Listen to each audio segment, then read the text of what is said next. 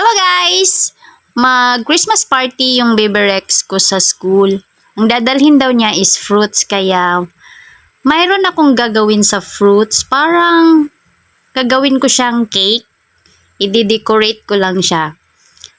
Ayan, slice ko na yung, binalatan ko na yung watermelon. And then maglagay na ako ng orange. Yan, ganyan. Pineapple yung sa baba. And then papaya yung sa taas. Then grapes. Then sa middle, orange. Ayan, may apple. Then, para na siyang, fruit salad. Ayan. Ganyan na yung result niya. Hindi naman siya masyadong maganda pero okay na rin to.